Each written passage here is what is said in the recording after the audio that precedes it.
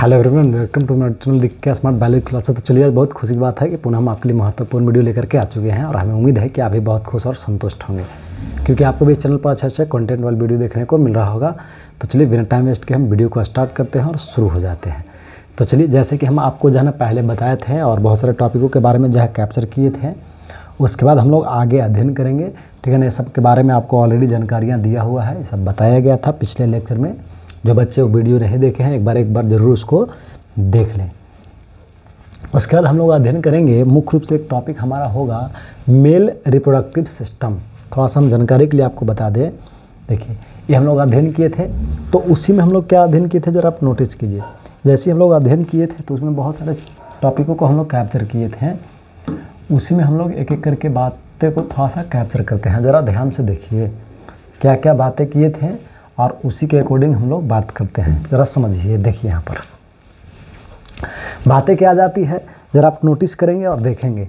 हम अगर बात कर लें तो जो है ना, थोड़ा सा लाइटिंग की इशू है, तो कम जो है दिख रहा होगा कि मौसम डिस्टर्ब है, तो थोड़ा लाइट का इशू है।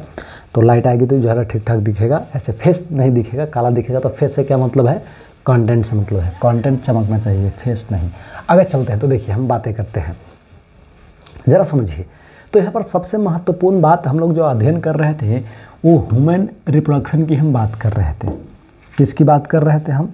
ह्यूमन रिप्रोडक्शन की बात कर रहे थे। क्या अध्ययन कर रहे थे? ह्यूमन रिप्रोडक्शन की बात कर रहे थे, है ना।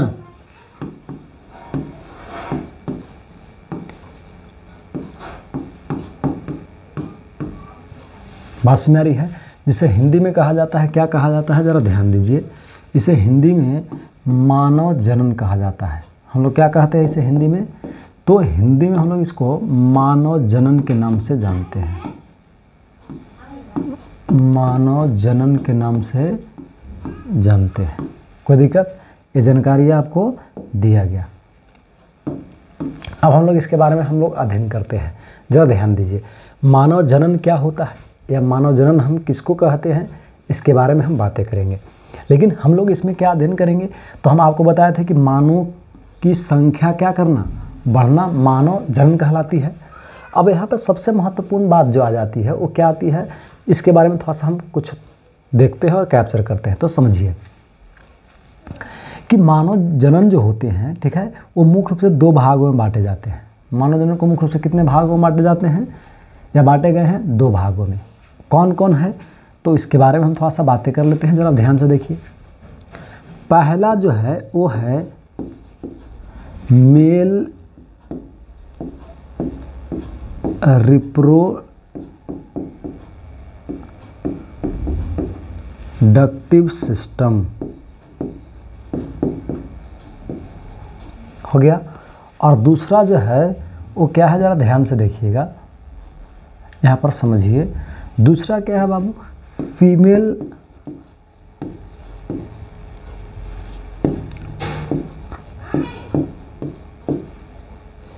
Reproductive system. कोई दिक्कत? जानकारी आपको दिया गया। एक है मेल रिप्रोडक्टिव सिस्टम और दूसरा क्या है, फीमेल रिप्रोडक्टिव सिस्टम। अगर हम इसके हिंदी के बारे में जानना चाहें तो इसे हम लोग हिंदी में कहते हैं, एक को नर जनन तंत्र कहते हैं। समझ में आ रहा बात? तो दूसरे को हम लोग क्या बोलते हैं, मादा जनन तंत्र कहते हैं। क्या कहते हैं बाबू? मादा जनन तंत्र के नाम से जानते हैं। क्लियर हो गया? ये बात आपको जानकारियाँ दी गई। एक हो गया नर जनन तंत्र, दूसरा हो गया मादा जनन तंत्र। कोई दिक्कत? अब चलते हैं, हम यहाँ पर बात जो करेंगे वो नर जनन तंत्र के बारे में बात करेंगे, है ना। ज़रा आप नोटिस करेंगे, इसी के बारे में हम लोग थोड़ा सा अध्ययन करते हैं और नर जनन तंत्र के बारे में सीखते हैं। ज़रा ध्यान से देखेंगे। चलिए, तो देखिए यहाँ पर इसको इरेज कर लेते हैं। ज़रा आप ध्यान से देखेंगे क्या, तो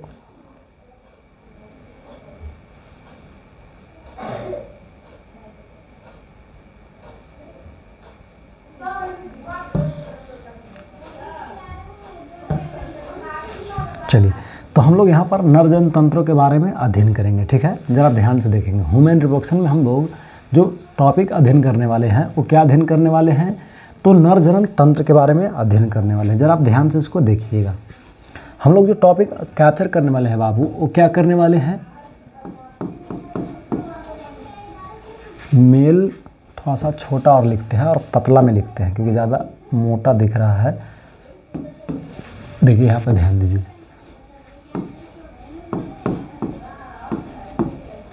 मेल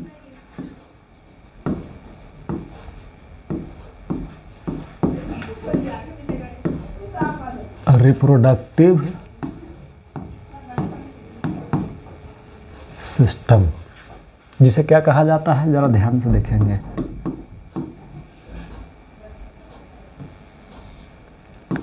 हिंदी में कहा जाता है बाबू नर जनन तंत्र। क्लियर हो गया। हिंदी में क्या कहते हैं, नर जनन तंत्र। हम लोग क्या करने वाले हैं, इस नर जनन तंत्र के बारे में एक एक करके अध्ययन करने वाले हैं और समझने वाले हैं। हम आपको जानकारी के लिए बता दें कि मुख्य रूप से जो है नर जनन तंत्र जो होता है वो टेस्टिस को माना जाता है बाबू। किसको माना जाता है, नर जनन तंत्र हम लोग मुख्य रूप से किसको मानते हैं, टेस्टिस को, या आप हिंदी में से कह सकते हैं वृष्ण को मानते हैं बाबू। कोई दिक्कत। अब ज़रा ध्यान देंगे यहाँ पर कि आखिर टेस्टिस या वृष्ण को हम लोग क्यों मानते हैं, इसके बारे में थोड़ा सा हम बातें करते हैं। तो देखिए, टेस्टिस या वृष्ण को नर जनन तंत्र मुख्य रूप से मानने के पीछे जो है ना, दो रीजन है। पहला रीजन है कि ये गैमेट को बनाता है। किसको बनाता है बाबू, गैमेट को बनाता है। और दूसरा रीजन ये है कि ये सेक्स हार्मोन को बनाता है। किसको बनाता है बाबू, सेक्स हार्मोन। अगर हम बात कर लेते हैं हार्मोन्स, डायरेक्ट यहाँ पर हम शॉर्ट में लिख दिए, लिंग हार्मोन को बनाता है। बात समझ में आ रही है। अब ज़रा ध्यान से देखेंगे तो ये जानकारी आपको क्या दी गई, दिया गया कि जो टेस्टिज होते हैं ये नर का प्रमुख जनन अंग माने जाते हैं। ये नर का क्या माने जाते हैं, प्रमुख जनन अंग माने जाते हैं बाबू। ये बात क्लियर हो रही है। अब प्रमुख जनन अंग माने तो जाते हैं, लेकिन अब यहाँ पे ध्यान रखना कि प्रमुख जनन अंग जो माने जाते हैं क्यों माने जाते हैं, क्योंकि ये क्या करते हैं, तो गैमेट को भी बनाते हैं और साथ ही साथ क्या करते हैं, तो लिंग हार्मोन को भी बनाते हैं। अब आपके दिमाग में क्वेश्चन आ रहा होगा कि आखिर ये लिंग हार्मोन के रूप में क्या बनाते हैं, है ना, और गैमेट्स के रूप में क्या बनाते हैं। तो ध्यान देंगे, वृष्ण से गैमेट के रूप में जो है स्पर्म यानी किसका बाबू, शुक्राणु का निर्माण होता है। किसका निर्माण होता है बाबू, तो शुक्राणु का निर्माण होता है। बात समझ में आ गई। और चलते हैं दूसरी बात, जरा आप नोटिस कीजिए। इसके अलावा अगर हम बात कर लेते हैं तो क्या स्पर्म तो बताया गया कि गैमेट के रूप में बनते हैं, लेकिन अगर हम लिंग हार्मोन की बात करें तो इसमें जो है ना बनते हैं बाबू क्या, एंड्रोजन, और दूसरे हार्मोन जो बनते हैं वो बनते हैं बाबू क्या, टेस्टोस्टेरोन। शॉर्ट में यहाँ पर लिख दे रहे हैं, ध्यान देंगे क्या बनते हैं बाबू, टेस्टोस्टेरोन। बात समझ आ रही है। जरा ध्यान देंगे, ये दोनों हार्मोन्स को क्या माना जाता है, देखिए ये दोनों जो हार्मोन्स है, इन दोनों हार्मोन को हम लोग लिंग हार्मोन के नाम से जानते हैं। क्लियर हो गया। ये जो दिख रहा है इसको हम लोग गैमेट्स कहते हैं, और ये दोनों कहाँ से बनते हैं बाबू, वृष्ण से बनते हैं। कहाँ से बनते हैं, वृष्ण से बनते हैं। इसीलिए वृष्ण को नर का प्रमुख जनन अंग माना जाता है। बात क्लियर हो गई। अब देखते हैं, ये तो क्लियर हो गई। अब यहाँ पे ध्यान रखने वाली बात आ जाती है कि ये जो वृष्ण होते हैं इसके अंदर बहुत सारे क्षेत्र होते हैं, बहुत सारे भाग होते हैं। उसके अंदर अलग अलग जो है ना क्या होते हैं, संरचनाएं, या आप कह सकते हैं भागे देखने को मिलती है। उन संरचनाओं में अलग अलग एबिलिटी होती है बाबू। वो एबिलिटी से ही क्या होती है, तो इनमें स्पर्म और साथ ही साथ जो है ना ये हार्मोन्स का निर्माण होता है।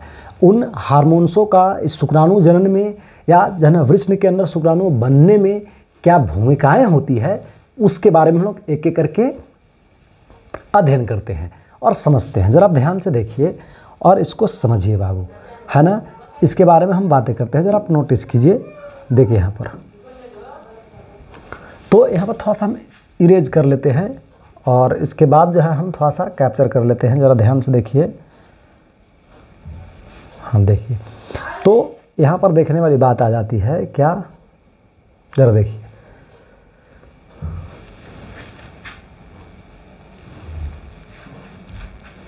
चलिए इसको हम इधर साइड कर देते हैं, देखिए, है ना। और देखते हैं, शायद आपको दिख रहा होगा, है ना। थोड़ा और बड़ा कर लेते हैं।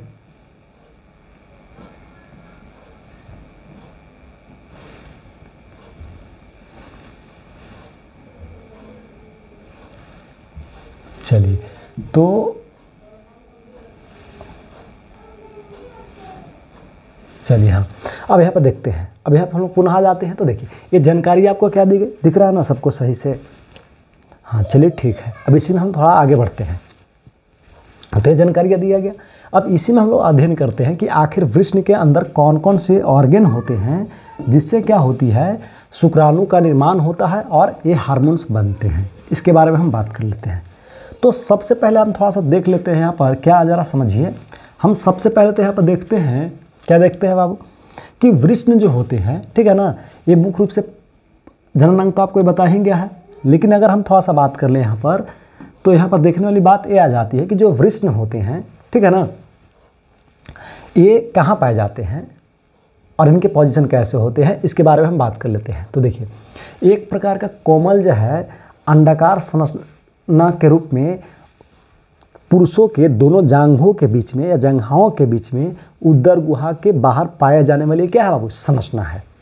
अगर हम इसकी साइज की बात कर लेते हैं, है ना, तो साइज में अगर हम बात कर लेते हैं, इसकी साइज जो है क्या होती है ना, इसके बारे में हम बात करते हैं। साइज बोले तो हिंदी में क्या इसको बोलते हैं, आकार कहते हैं बाबू।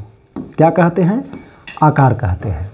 अगर इसके हम आकार की बात करें तो ज़रा आप ध्यान से देखेंगे, इसकी जो लेंथ होते हैं, लंबाई जो होती है, वो लगभग 4 से 5 सेंटीमीटर होता है बाबू, किसकी, वृष्ण की। और अगर हम बात कर लेते हैं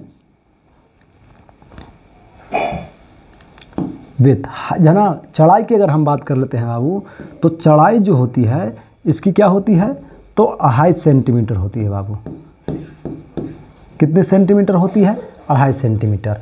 और अगर हम बात करते हैं ये वेथ, है ना, लेंथ, वेथ लिखा हुआ है ना। और उसके अगर हम बात कर लेते हैं बाद क्या, तो थिकनेस जो होती है बाबू, वो कितनी होती है, 3 सेंटीमीटर। और उसी प्रकार से अगर हम बात कर लेते हैं इसके वेट की, वेट समझेंगे, वेट यानी जो है ना क्या, वजन की। तो इसकी वजन जो होती है बाबू, वो लगभग कितनी होती है, इतने ग्राम होती है। बात समझ में आ गई। ये वृष्ण से जुड़ा हुआ संरचना आपको दिया गया, या इस जो है ना जानकारियाँ दिया गया। यहाँ तक कोई दिक्कत है तो आप हमें बता सकते हैं। कोई दिक्कत है यहाँ तक, किसी को क्लियर दिख रही है? आगे बढ़ते हैं। तो इसके आकार आपको बताया गया, किसके, वृष्ण के।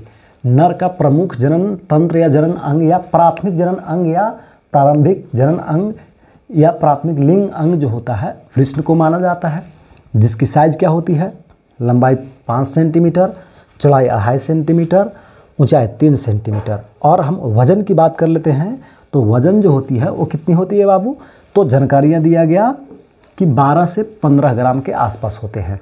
और ये पाई कहाँ जाती है, तो दोनों जांघ जो होते हैं उसके बीच में उदर गुहा होती है, उदर गुहा से बाहर वृष्णकोश होती है, ठीक है, उसी में ये अंडाकार कोमल संरचनाओं के रूप में पाए जाते हैं। ये बात क्लियर हो गई। ये थ्योरी में आपको खुद ऑलरेडी बताया गया होगा, और हो सकता है इसका जो है ना नोट्स पे जो है ना टेलीग्राम में कुछ डाला गया होगा, तो आप वहाँ से भी जा करके इसको आप पढ़ सकते हैं। लेकिन हम समझा रहे हैं, समझ में आएगा, दिक्कत वाली बात बिल्कुल नहीं है। तो क्लियर हो गया यहाँ तक, आगे बढ़ते हैं। तो चलिए आगे देखते हैं, यहाँ पर समझते हैं। तो ये जानकारियाँ क्या दी गई आपको कि इतने ग्राम हो गए, है ना। तो ये जानकारियाँ दे दिया गया, कोई दिक्कत है यहाँ तक। अब थोड़ा आगे बढ़ते हैं, ज़रा ध्यान दीजिए बाबू। अब इसमें हम लोग क्या अध्ययन करते हैं, ज़रा ध्यान से देखिए, है ना, कि ये तो हो गया वृष्ण से जुड़ा हुआ जानकारी। अब हम देखते हैं कि वृष्ण की जो साइज जो होती है, जो है ना किस प्रकार से होती है, जरा आप ध्यान से देखेंगे, और आकार कैसी होती है। वृष्ण के अंदर जो है ना आपको इस प्रकार के संरचनाएं आपको देखने को मिलते हैं। इसका हम फिगर भी आपको दिखाएंगे, लेकिन हाथ से थोड़ा सा हम आपको बता करके समझाने के प्रयास कर रहे हैं ताकि आपको समझने में सुविधा हो जाए, है ना। ज़रा आप ध्यान से देखेंगे, ये जो संरचनाएं आपको दी गई, ये वृष्ण का एक अंडाकार शेप दिया गया बाबू, कोई दिक्कत। अब चलते हैं, इसके अंदर अलग अलग क्षेत्र होते हैं, इधर बाहर से भी होंगे, ऐसे जो है ना ऐसे क्षेत्र इसके अंदर रहेंगे, देखने को मिलेंगे, है ना।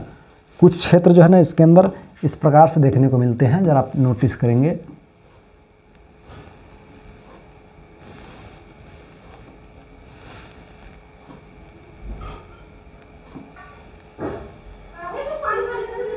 देखिए यहाँ पर जो संरचनाएं आपको दिख रही है, इस प्रकार की संरचनाएं आपको देखने को मिलती है, दिख रहा है। ये वृष्ण की संरचनाएं होती है बाबू। इसके अंदर अगर हम बात कर लेते हैं तो कुछ चीज़ें देखने को मिलती है, इसके बारे में हम बात कर लेते हैं, ज़रा इसको भी ध्यान दीजिएगा। इसके अंदर कुछ संरचनाएं इस प्रकार से आपको बनी हुई दिखेगी,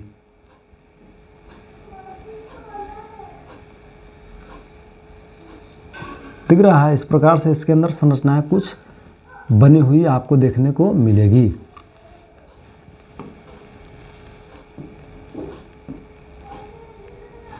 क्लियर हो गया।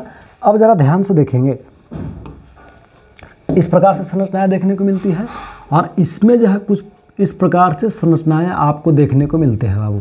इसका हम पूरा क्लियर एक जो है ना जो रियल जो होता है 3D पिक्चर वो भी दिखाएंगे हम। पहले ये दिखाते हैं, ये बना देते हैं ताकि आपको समझने में थोड़ा सुविधाएं हो जाए और आपको बनाने में मज़ा आ जाए, है ना। ज़रा ध्यान से देखेंगे, या बनाने आपको आसानी से आ जाए, इसलिए हम यहाँ पर एक हैंड डायग्राम इसी को हम दे रहे हैं। ये जानकारी आपको दिया गया। अब चलते हैं, इसमें क्या होती है, ज़रा आप नोटिस करेंगे।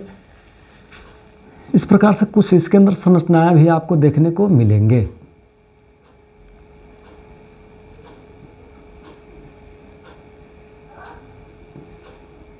देखिए ये चीज़ें हो गई यहाँ पर। अब इसके अलावा अगर हम बात कर लेते हैं तो ज़रा आप नोटिस करेंगे, ये कुछ चीज़ें इसमें दिख रही है।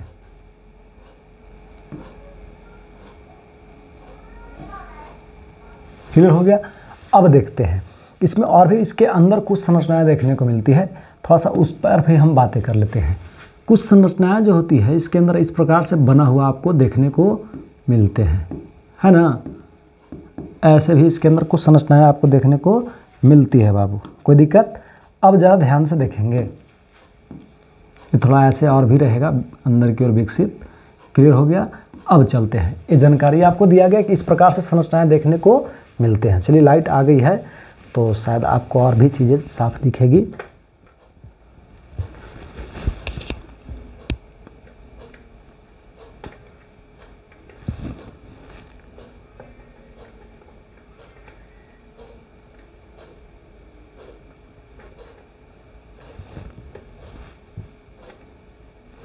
चलिए अब कुछ साफ दिख रहा होगा ज़्यादा पहले से, है ना।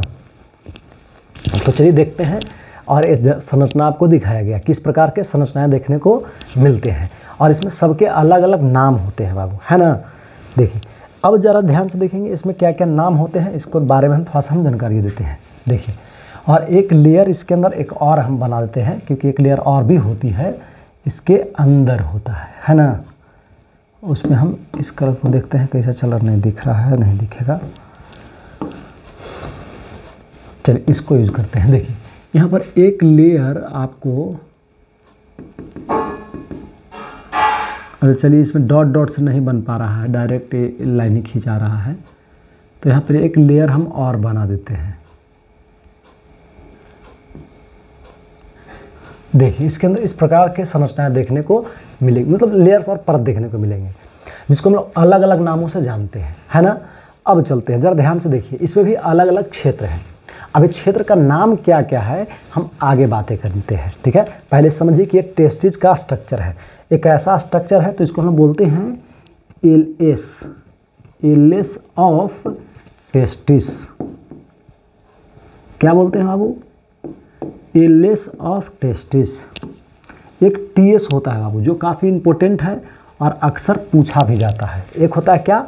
टीएस, अनुप्रस्थ काट, ये अनुदैर्घ्य काट है। क्लियर हो गई। आगे बढ़ते हैं। इसके अंदर का जो भाग दिखाया गया, जैसे वृष्ण जो होते हैं उसको लॉन्गिट्यूडल मतलब अनुदैर्घ्य काटा गया है। एक अनुप्रस्थ होता है जो ऐसे काटते हैं, जो आपको उसमें दिखाया जाएगा बाद में।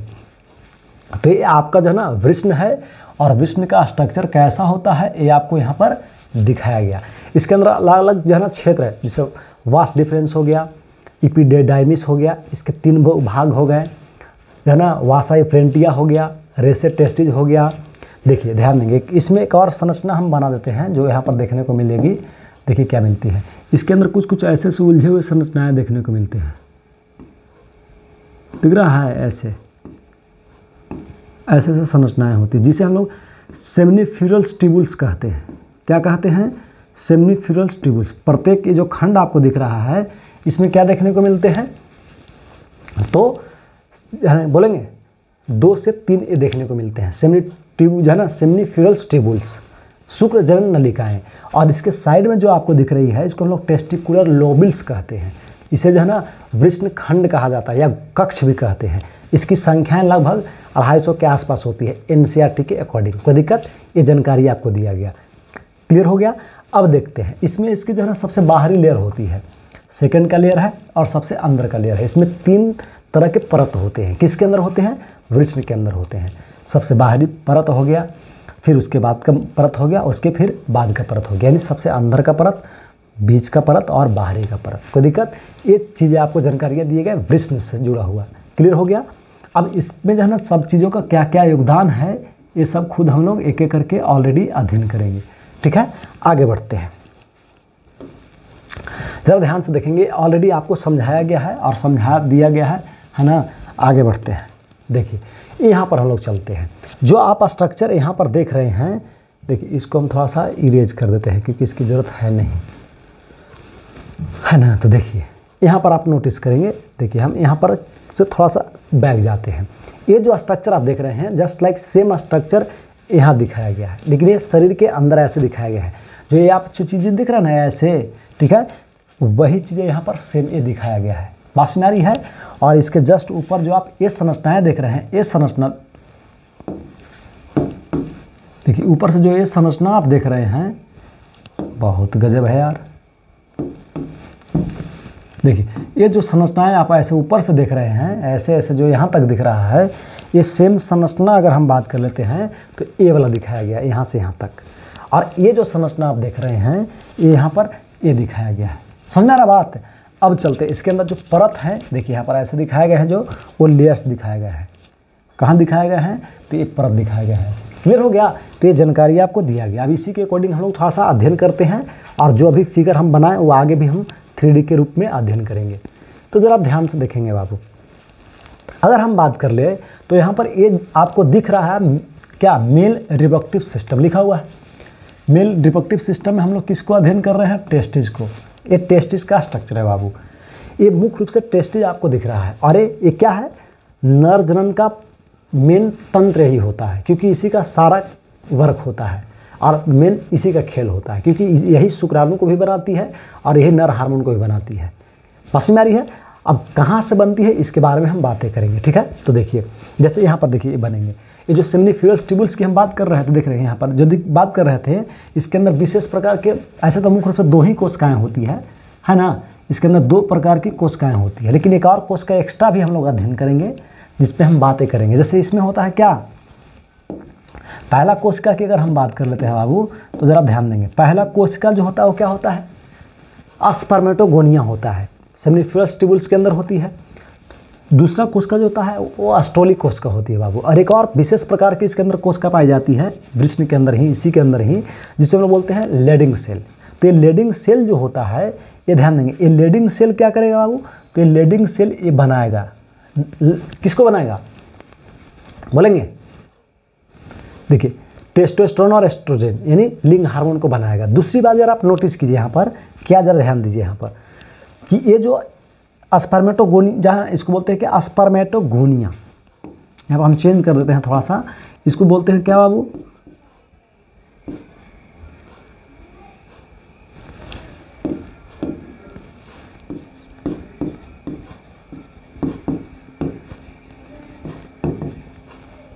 क्या बोलते हैं? स्पर्मेटोगोनिया। और इसको हम बोलते हैं क्या? एस्ट्रोली सेल।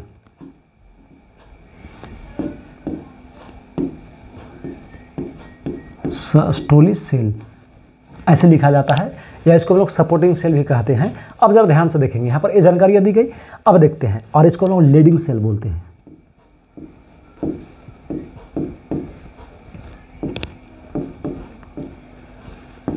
क्लियर हो गया? अब जरा ध्यान देने वाली बात आ जाती है क्या कि ये स्पर्मेटोगोनिया विकसित करेगा। जरा ध्यान से देखेंगे, इसके अंदर जो सेल पाए जा रहे थे वो क्या करेगा? ये विकसित करेगा बाबू। ये विकसित करेगा क्या? स्पर्मेटोगोनिया विकसित करेगा, और विकसित करने के बाद क्या करेगा? जरा ध्यान देंगे, ये विकसित करके अगर हम बात कर लेते हैं तो सबसे महत्वपूर्ण चीज़ जो देखने को मिलती है वो क्या करती है बाबू? ये स्पर्मेटिड बनाता है। क्या बनाता है बाबू? स्पर्मेटिड बनाता है। ये विकसित करके क्या बनाएगा? स्पर्मेटिड। और ये स्पर्मेटिड विकसित करके क्या बनाएगा? स्पर्म बनाता है। बस में आ रही है? अब क्या होगा कि ये जो है क्या एस्ट्रोली सेल इसको क्या करेगा? तो एक निश्चित शेप देगा, और साथ ही साथ इसको पोषक तत्व देगा। सॉरी इधर नहीं, इसको देगा,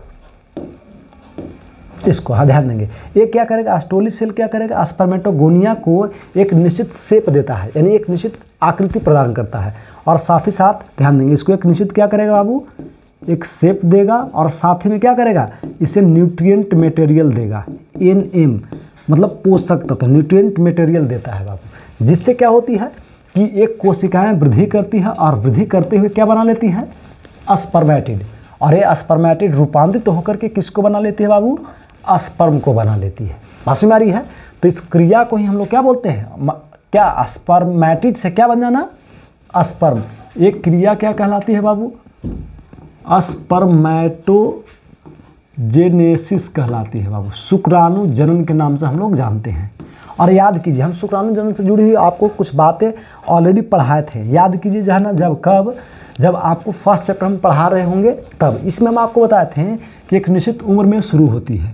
अगर पुरुषों की अगर हम बात कर लेते हैं तो ये पुरुषों में ही होगी, और ये लगभग 11 से लगभग कितना 13 वर्ष की आयु में शुरू होगी, और लगभग अगर बात करें तो 40 से 45 वर्ष तक ये चलता है बाबू। यानी इतना उम्र तक ये देखने को मिलेगी, मतलब स्पर्मेटोजेनेसिस की प्रक्रिया होगी, जिसके उपरांत स्पर्म का विकास होता है।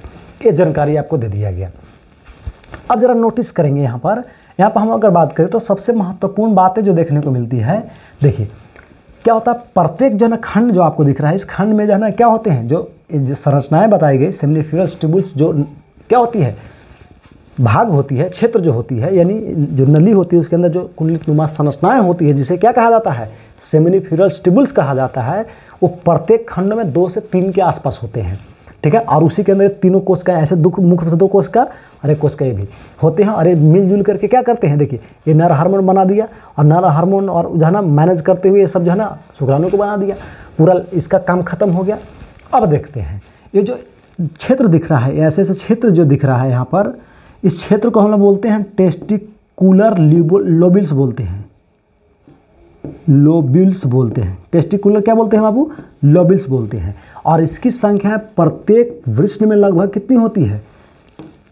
हाँ, इसकी संख्या प्रत्येक वृष्ण में अगर हम बात कर लेते हैं बाबू 250 के आसपास होती है। बात में आ गई? अब चलते हैं, जरा ध्यान दीजिए। जैसे सेमिनिफेरस जो है ट्यूबुल्स जो है आगे जाकर के विकसित करेगा, तो देखिए यहाँ पर एक जो है ना ऐसे बहुत सारे छोटे छोटे नली के रूप में जो है ना बनता है, नली का रूप धारण करता है बाबू, जिसे हम लोग ट्यूबुली रेक्टी कहते हैं। क्या कहते हैं बाबू? ट्यूबुली रेक्टी के नाम से हम लोग जानते हैं। क्या कहते हैं? ट्यूबुली रेक्टी के नाम से हम लोग जानते हैं बाबू। कोई दिक्कत है यहाँ तक? अब जैसे ट्यूबुली रेक्टी जो है आगे विकसित करेगा, तो आगे विकसित करके जो है ना एक जालवत संरचना का रूप धारण करता है बाबू। किसका रूप धारण करता है? तो जालवत संरचना का रूप धारण करता है। जैसे यहाँ पर देखिए, ये जो संरचनाएं आपको दिख रही है, ये जालवत संरचनाएं आपको दिख रही है। ये जो आप देख रहे हैं जालवत संरचना बाबू, देखिए ये जो आपको जालवत संरचना दिख रहा है, इस जालवत संरचना का एक नाम होता है बाबू। क्या होता है, इसके बारे में बात करते हैं। इस जालवत संरचना को हम लोग रेटेड टेस्टिस कहते हैं बाबू। क्या कहते हैं बाबू? रेटेड टेस्टिस के नाम से हम लोग जानते हैं। बात में आ रही है? इसे क्या कहा जाता है? रेटेड टेस्टिस कहते हैं। क्लियर हो गई? अब रेटेड टेस्ट हो गया। रेटेड टेस्टिस से लगभग कुछ जो है ना, लगभग कैसे और कितने, ध्यान देंगे ऐसे जो है ना नलीनुमा संरचनाएं, लगभग अगर हम बात कर लेते हैं तो 10 से 20 बाबू, कितने, 10 से 20 संख्याओं के रूप में निकलते हैं, जिसे क्या कहा जाता है? वासा इफ्रेंटिया कहा जाता है बाबू। वासा इफ्रेंटिया के नाम से हम लोग जानते हैं। क्लियर हो गई? अब देखते हैं ये वासा इफ्रेंटिया आगे जाकर के एक संरचना का रूप धारण करता है, जिसे हम लोग क्या बोलते हैं बाबू? इपीडीडाइमिस के नाम से जानते हैं। देखिए स्पेस कम है तो हम लिख नहीं पा रहे पूरी तरह से, लेकिन उच्चारण कर रहे हैं, आप ध्यान रखेंगे। इपीडीडाइमिस अधिवृष्ण बनाती है बाबू। जैसे ही आगे जाकर के जुड़ेगा एक जन नलनुमा संरचना, देखिए पूरा विकसित बनता है, पूरा ऐसा क्षेत्र होती है जो घोड़े के नाल के शेप की होती है, जिसकी लंबाई की अगर हम बात कर लेते हैं तो लगभग 6 मीटर होती है बाबू। कितना होता है? 6 मीटर के आसपास होती है। बात समझ आ रही है? तो ये संरचनाएं बनाती है जिसे इपीडीडाइमिस के नाम से जानते हैं। इसके अगर हम बात कर लेते हैं तो देखिए, इसके अगर हम बात कर लेते हैं बाबू तो कितने भाग होते हैं? मुख्य रूप से 3 भाग होते हैं।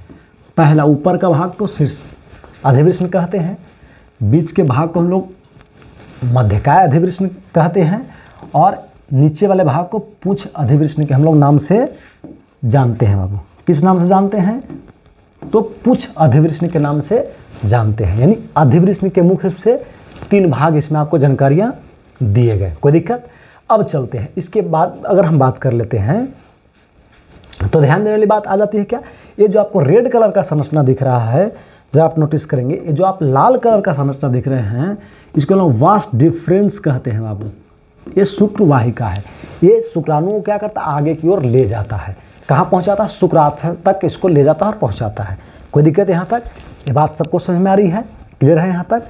आगे बढ़ते हैं। जरा आप ध्यान से देखिए और जो भी दिक्कत हो पूछिए भी बाबू। चलिए, यहाँ तक कोई दिक्कत है किसी को? हाँ, तो ज़रा ध्यान देंगे, आगे चलते हैं। क्लियर है यहाँ तक? अब थोड़ा सा हम इस चीज़ को क्या करते हैं बाबू? कैप्चर करते हुए थोड़ा सा देखिए, इसको थोड़ा छोटा और कर देते हैं। नहीं, शायद आपको दिखेगा यहाँ पर, ऐसे हम साइड में इधर कर देते हैं कि रहने दे।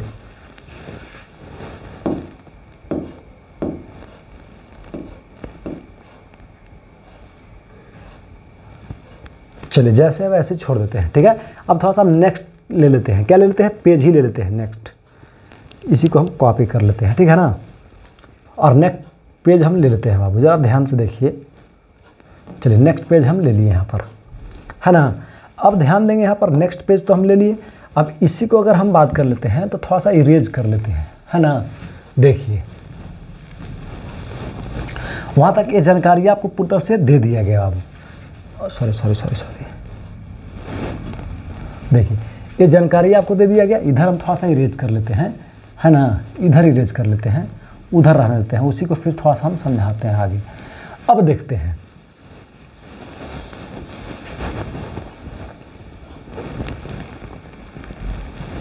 चलिए यहाँ तक ठीक है। अब इसी को हम कैप्चर करते हैं बाबू, लास्ट में है, ठीक है ना। इसी को हम कैप्चर करते हैं और थोड़ा देखते हैं। जरा आप नोटिस करेंगे, ये तो हो गया टेस्टिस का हैंड डायग्राम हो गया, इसमें जुड़ी हुई बातें बता दी गई। अब देखते हैं, जैसे ही आगे जाएगा बाबू तो आगे जाकर क्या होगा? शुक्राशय से जुड़ेगा। किससे जुड़ेगा बाबू? शुक्राशय से। बात समझ में आ रही है?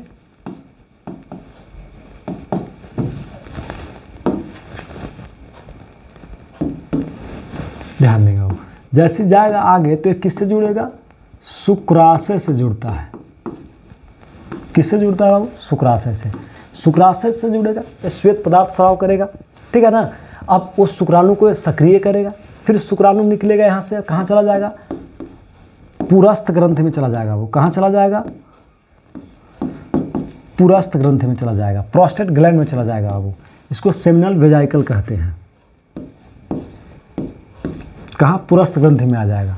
यहाँ पर कुछ समय तक के लिए होल्ड करेगा, फिर कॉपर ग्रंथि से जो है ना क्या होगा बाबू? कॉपर ही ऐसे लिख देते हैं, कॉपर ग्लैंड। कॉपर ग्लैंड से क्या होगा? क्षारीय पदार्थ निकलेगा, वो यूरेथ्रा को क्या करेगा? अम्लीय से क्षारीय बना देगा। यूरेथ्रा को क्या करेगा बाबू? अम्लीय से क्षारीय बना देगा और वो आसानी से, ध्यान देंगे, उससे फिर क्या होगा, इस यूरेथ्रा के माध्यम से स्पर्म जो है उसके शरीर से बाहर निकल आएंगे। वो ये जानकारी आपको पूरी तरह से दिया गया। ये थोड़ा सा एक शॉर्ट नोट्स हो गया एक साथ, मतलब यहाँ के बाद क्या होगा, तो यहाँ के बाद बताया गया कि शुक्राशय में चला जाएगा, शुक्राणु सक्रिय होगा, ऐसे यहाँ भी सक्रिय होता है, अधिवृष्ण में भी सक्रिय होता है। ठीक है, अब चलते हैं, इससे बनने वाले पदार्थ को जो है ना शुक्रिय द्रव कहते हैं। इससे बनने वाले पदार्थ को पुरस्थ द्रव के नाम से जानते हैं। बस मेरी है, तो ये सब चीज़ें हैं जो हम बेसिक चीज़ें हैं, बहुत सारे बारीकी चीज़ों पर भी हम बातें करेंगे, लेकिन धीरे धीरे बात करेंगे, अचानक नहीं, धीरे धीरे आराम आराम से उस चीज़ों को, जब एक स्पेशल टॉपिक पढ़ाएंगे तो उसमें बताएंगे, ऐसे प्रोसेस होती है। अब देखते हैं यहाँ पर, तो ये जानकारी आपको दे दिया गया, ये सब भाग बता दिए गए। हाँ, इसकी अगर हम टेम्परेचर की बात कर लेते हैं बाबू, जो अधिवृष्ण है, देखिए वृष्ण तो हो गया, और कहाँ पाया जाता है वृष्ण, तो वृष्ण पाया जाता है अधिवृष्ण, वृष्ण कोश में पाया जाता है बाबू। वृष्ण जो है वो कहाँ पाया जाता है, वृष्ण कोश में पाया जाता है। ये क्या है, वृष्ण कोश है।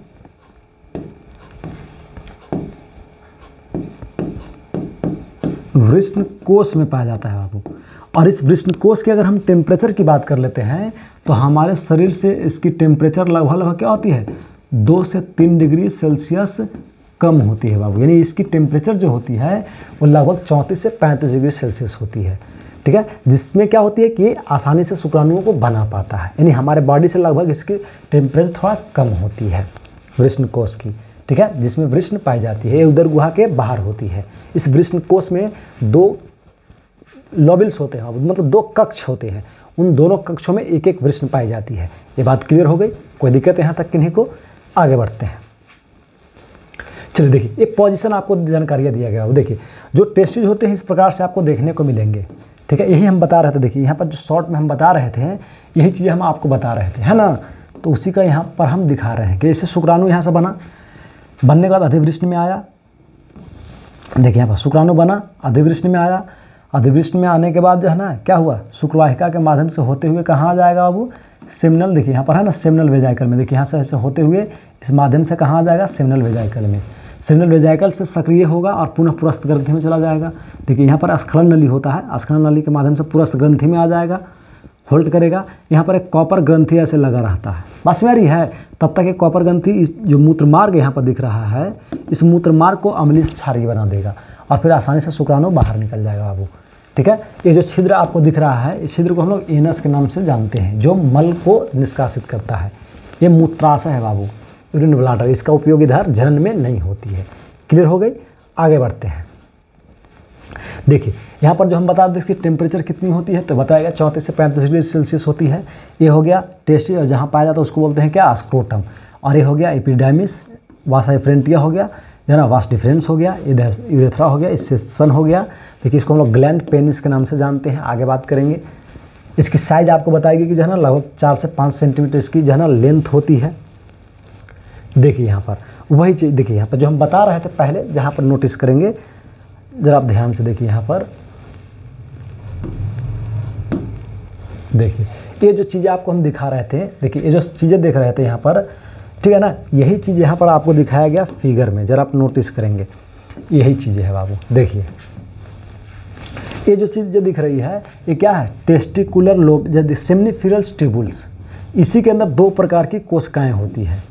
यहाँ पर हम थोड़ा सा आपको क्लियर करते हैं, जरा आप ध्यान देंगे। यहाँ पर इसमें कितने प्रकार की कोशिकाएं होती है बाबू, 2 प्रकार की होती है। बात समझ में आ रही है। अब 2 प्रकार की कौन होती है उसके बारे में हम बात करते हैं, तो जरा आप ध्यान से देखेंगे। हम पढ़ा रहे हैं 2 प्रकार की कोशिकाएं होती है। अब 2 प्रकार की कोशिकाएं कौन होती है इसके बारे में हम बात करते हैं। तो देखिए, तो ये आपको बताया गया था कि एक होता है स्पर्मेटोगोनिया होती है पहला, और दूसरा जो होता है वो क्या होता है बाबू, दूसरा जो होता है वो क्या होता है, तो दूसरा जो होता है वो होता है, बताएंगे, अस्टोलिस सेल ही होता है, वो भी एस से ही शुरू होती है। एक और लेडिंग सेल भी होती है। लेकिन ये जो साइड में आप देख रहे हैं जो गैप दिख रहा है, इसी को टेस्टिकुलर लोबिल्स बोलते हैं। इसी को हम लोग जो है ना क्या कहते हैं, तो शुक्रजनन पालियाँ भी कहते हैं बाबू, शुक्रजनन पालियाँ भी कह सकते हैं, या इसको डायरेक्ट आप कच्छ बोल सकते हैं। बोलचाल की भाषा में क्या कह सकते हैं, कच्छ। जिसकी संख्याओं की अगर हम बात कर लेते हैं तो इसकी संख्याएं कितनी होती है, तो लगभग 250 के आसपास होती है। और इसी को जब आप पूरा क्लियर करके देखेंगे तो इसमें आपको 2 प्रकार की कोशिकाएं देखने को मिलेगी। ठीक है ना, यहाँ पर एस दोनों जिक्र किए हैं, दोनों एस से शुरू हो रही है, ये दोनों कोशिकाएं पाई जाएगी। दिख रहा छोटी? हाँ, वाह। चलिए, तो ये जो संरचनाएं आपको दिख रही है, ऐसा स्पर्मेटोगोनिया जो होता है या स्पर्मेटोगोनियम भी उसको आप कह सकते हैं। कट जाएगा छोटी, उसको टच करने पर उसको छोड़ दीजिए। देखिए, केवल पढ़िए, सीखिए। अब देखते हैं, स्पर्मेटोगोनियम हो गया, फिर उसके बाद क्या हो गया, एस्टोलिसेल हो गया। अब ये विकसित करके क्या करेगा बाबू, ये विकसित करके स्पर्मेटिड बनाता है। क्या बनाता है? हाँ, स्पर्मेटिड बनाता है। बात समझ में आ रही है? अब चलते हैं, और ये स्पर्मेटिड विकसित करके क्या बनाएगा, स्पर्म बनाता है। हाँ, स्पर्म बनाता है। और ये जो आपको देखिए यहाँ पर दिख रहा होगा, ऐसे साइड में आप यहाँ पर आप नोटिस करेंगे तो कुछ कुछ चीज़ें दिखेंगे। अब ये स्पर्म तो बनाया, हाँ, तो इसको जो है ना विकसित करने के लिए जरा आप ध्यान से देखेंगे। अब जरा ध्यान देंगे कि ये विकसित करने के लिए है ना क्या करता है, इसको विकसित करने के लिए स्पर्मेटोगोनी जो है ना क्या करता है, देखिए स्पर्मेटोगोनियम को जो है ना विकसित करने के लिए एस्टोलिसेल क्या करता है, इसको पोषक तत्व देता है, और साथ ही साथ क्या देता है बाबू, तो इसको एक निश्चित आकृति प्रदान करता है जिससे ये विकसित करता है, और स्पर्मेटिड से क्या बन जाता है, स्पर्म। तो जैसे स्पर्मेटिड से क्या बन जाएगा बाबू, स्पर्म।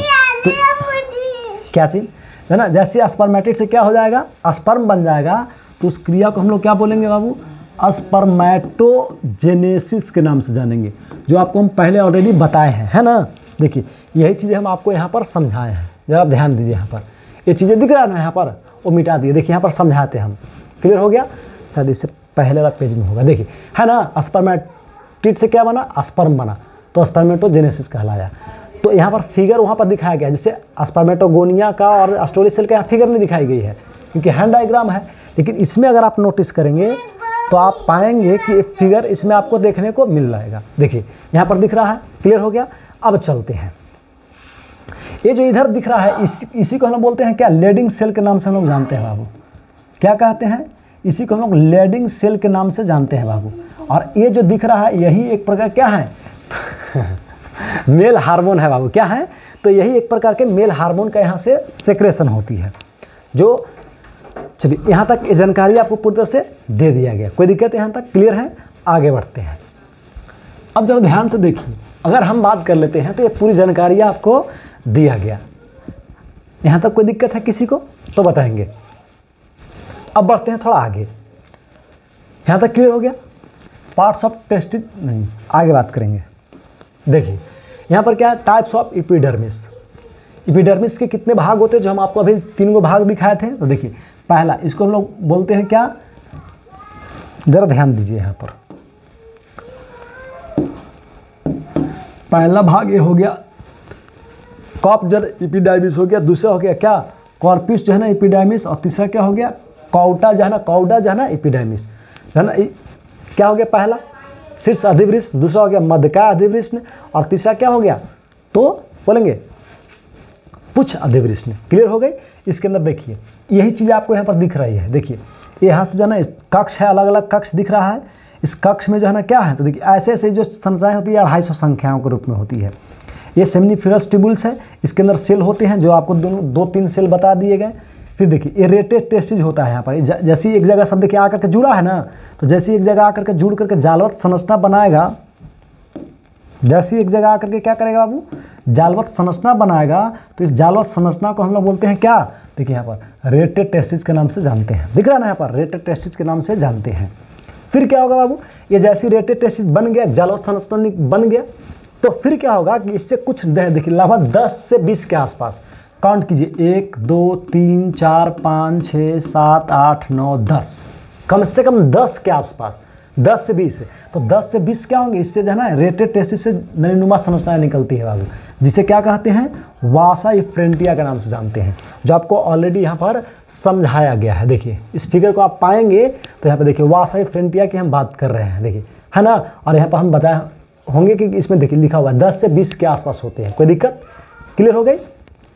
अब बढ़ते हैं, ये जानकारी आपको दिया गया है ना, वासा इफ्रेंटिया दिखाया गया ना कि वासा इफ्रेंटिया इसकी संख्या क्या होती है, तो 10 से 20 होती है बाबू।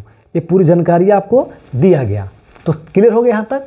अब चलते हैं, यहाँ पर भी आप इस चीज़ को कैप्चर कर सकते हैं, देख सकते हैं। अब क्या हुआ कि जो ये भागे आपको दिख रही है, देखिए ये पूरे भाग को जो आपको ऐसा संरचना दिख रहा है, यहाँ से ऐसे जो संरचनाएं आप देख रहे हैं उसमें आप क्लियर देख पा रहे होंगे, यहाँ पर शुक्राणु दिख रहा होगा, यहाँ पर तो लिखा हुआ है। ये जो संरचनाएं आप देख रहे हैं इन संरचनाओं को कहा जाता है क्या, इपीडीडाइमिस कहते हैं बाबू। देखिए यहाँ पर कहीं लिखा हुआ देखने को मिलेगा, देखिए इसमें नहीं लिखा हुआ है लेकिन इसको समझेंगे कि इसको हम लोग इपीडीडाइमिस के नाम से जानते हैं। देखिए यहाँ पर नाम लिखा हुआ है और इसके कितने भाग होते हैं, 3 भाग इसमें दिखाए गए। देखिए हाँ यहाँ पर लिखा हुआ है, देखिए यहाँ पर लिखा हुआ है। इसको हम लोग क्या बोलते हैं बाबू, है ना, तो इसको हम लोग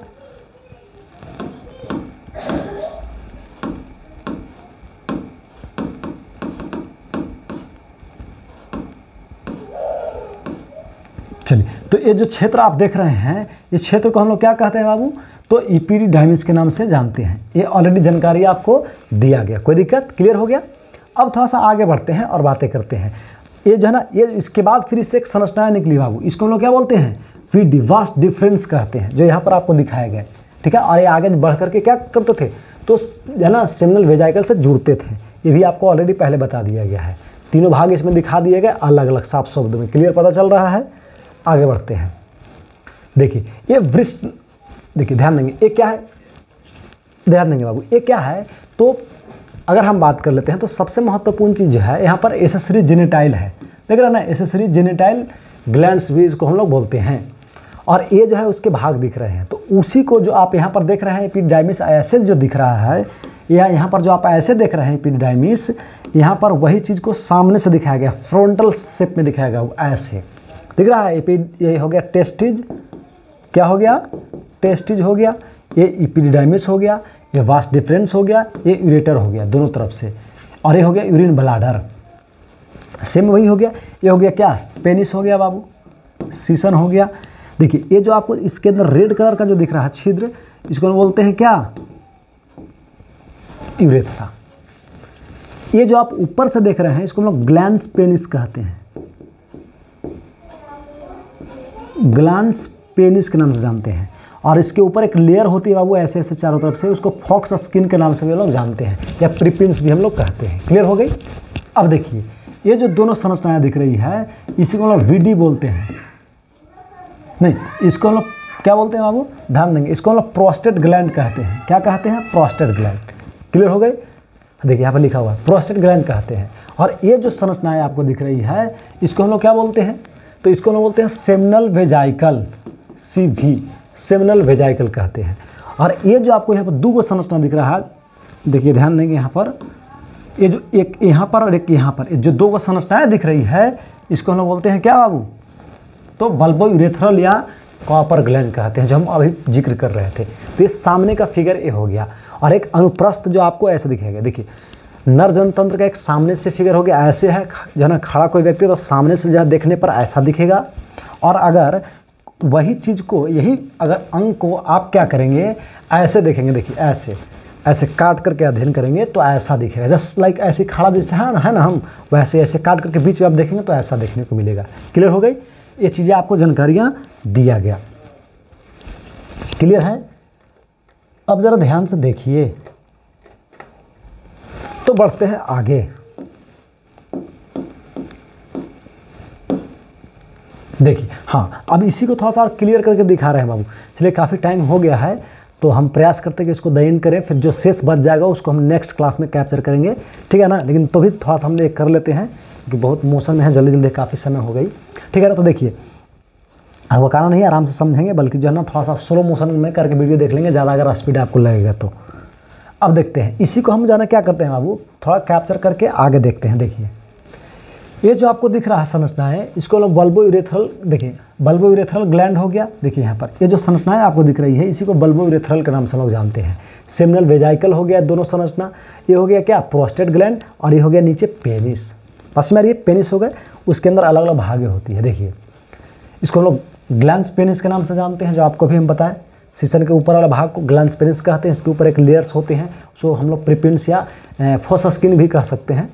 अब चलते हैं, जैसे वृष्ण को आप काटेंगे ऐसे, वृष्ण को नहीं, जैसे आप पेनिस को ऐसे बीच में काट देंगे टीएस के रूप में, तो आपको इस प्रकार के संरचनाएं देखने को मिलेंगे। ये 2 संरचनाओं के रूप में मिलता है। देखिए एक ए और एक ए, तो इन दोनों को हम लोग क्या बोलते हैं, कॉर्पोरा जो है ना कैनवेरेनोसा के नाम से हम लोग जानते हैं। और ये जो नीचे संरचनाएं दिख रही है इसको हम लोग इस नाम से जानते हैं बाबू, कोई दिक्कत। ये आपको पेनिस के जो है ना टीएस कार्ड के रूप में संरचनाएं दी गई। अब चलिए यहाँ तक ये चीज़ें थी बाबू। अब इसके बाद जो है ना ये टॉपिक जो थी ख़त्म हो गई, ठीक है। अब हम लोग नेक्स्ट क्लास में फीमेल रिप्रोडक्टिव ऑर्गन के बारे में सीखेंगे कि मादा जनन तंत्र क्या होता है और या मादा जनन तंत्र हम किसे कहते हैं। इससे जुड़ा हुआ कैप्चर एक एक करके अध्ययन करेंगे। देखिए इसमें लिखा हुआ भी कुछ कुछ है ना, नोट्स भी है इसमें, अलग अलग भागें दी गई है ना। तो इसको भी हम लोग एक एक करके अध्ययन करेंगे और कैप्चर करेंगे कौन कौन क्या है नहीं है। इस प्रकार से इसमें पीपीटी कुछ बनाया गया था, तो इसके बारे में भी हम बातें करेंगे और इसके बारे में नेक्स्ट क्लास में अध्ययन करेंगे, ठीक है। देखिए यहाँ पर जो है ना क्या है, जो है ना एक्सटर्नल जेनिटाइल ऑर्गन है, इसके बारे में भी हम लोग एक एक करके कैप्चर करेंगे और समझेंगे नेक्स्ट क्लास में।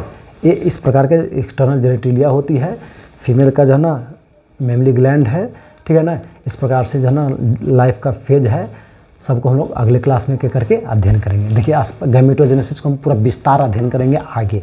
कौन कौन एंड्रोजन, देखिए एंड्रोजन है, लैडिंग सेल है, एफएसएच है, अस्टोलिस सेल है, ऐसे कैसे मैनेज होता है, ये सभी चीज़ों को हम लोग एक एक करके आगे अध्ययन करेंगे। स्पर्म क्या है, उसके भाग क्या है ना, इन सभी चीज़ों को हम लोग एक एक, देखिए स्पर्म है, इसके भाग कौन कौन से होते हैं, कैसे होते हैं, इन सभी चीज़ों को हम लोग एक एक करके अध्ययन करेंगे। बहुत सारा इसमें जो है ना आपको देखने को मिलेगी। मासिक चक्र क्या होती है, कौन कौन सी अवस्थाएँ होती है, कौन कौन से हार्मोन रिलीज होते हैं, इसका क्या जो है ना महत्व होता है जो है दैनिक जीवन में। देखिए इस प्रकार से कितनी अवस्थाएं होती है, कब कब समय का होता है, ठीक है ना। इन सभी चीज़ों को कैसे निषेचन होती है, देखिए यहाँ पर कैसे निषेचन होता है, फिर जो है ना सर्विक्स क्या होती है, फिर उसका जो है ना निषेचन कैसे होता है, उसके कौन कौन से भाग होते हैं, है ना। ब्लास्टोसिस क्या होता है, मोरुल्ला क्या होता है, ब्लास्टोमियर क्या होती है, दिख रहा है ना। इस सभी स्टेजों के बारे में हम एक एक करके अध्ययन करेंगे। इम्प्लांटेशन, देखिए ये टॉपिक इस बार पूछा गया था। देखिए यहाँ पर हम पढ़ा है ना, इम्प्लांटेशन और प्लेसेंटा, ये दोनों एक साथ क्वेश्चन पूछे गए थे जन बोर्ड में, इस बार पूछा गया था। हम आपको दिखाया भी है, टेलीग्राम में डाला हुआ भी है, आप देख सकते हैं, ठीक है ना। ये सब चीज़ें, जाइगोट से कैसे फीटस बनता है, फॉर्मेशन कैसे होती है प्लेसेंटा का, जो है ना प्रसव के समय कौन कौन से जो है ना रिलीज होते हैं, ठीक है ना। भविष्य में जो क्या होते हैं लेयर्स होते हैं, इंडोडिक्स जो होती है वो क्या होते हैं, इंडोस्पर्म क्या होती है, इंडोडर्म क्या होती है, मेसोडर्म क्या होती है, मेसोडर्म, एक्टोडर्म क्या होती है, ठीक है ना। ये तीनों जो है ना लेयर्स के बारे में बात करेंगे। संतान 1 मंथ में कैसा होता है, सेकेंड मंथ में कैसा होता है ना। उसी प्रकार से जो है ना कितने इसके वेट होते हैं जो है ना समय के अकॉर्डिंग। प्रसव कैसे होती है ना। लैक्टेशन कैसे होती है, दूध का स्रवण कैसे होती है ना। दूध पहली बार जो है ना विकास होता है तो उसको क्या कहते हैं, ठीक है ना। एक्सटर्नल जेनेटिलिया क्या है, देखता है, जो टॉपिक पहले का है, ठीक है ना। ये जो है ना देखिए क्या है, ये सब थंबनेल वाला है लगता है शायद। देखिए कैसे जो है ना ये होती है और ये पूरी तरह से जानकारी आपको दी गई है। चलिए ये सब खत्म हो गई है।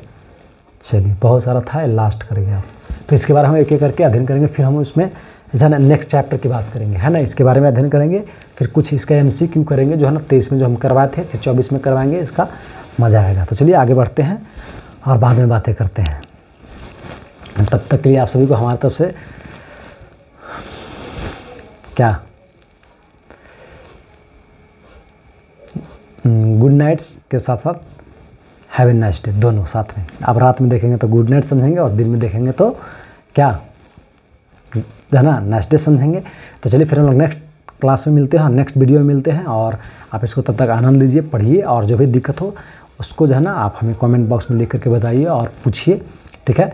और हम प्रयास करेंगे कि हर सप्ताह में आपको 1-2 वीडियो आ जाए, मज़ा आएगा, आपको पढ़ने में मज़ा आएगा बिल्कुल। तो चलिए आगे बढ़ते हैं। हम टाइम नहीं मिल रहा है, उसके बावजूद भी हम टाइम आपके लिए निकालेंगे और टाइम देते रहेंगे, जुड़े रहेंगे। इस चैनल को जो है ना सब्सक्राइब करके बेल आइकन दबा लेंगे, ताकि जैसे वीडियो डालें तो उसको नोटिफिकेशन आपको आ जाए। और अपने ग्रुप में जो बच्चे IC की तैयारी करते हैं और अच्छा नॉलेज लेना चाहते हैं, तैयारी कर सकते हैं। तो चलिए आगे बढ़ते हैं।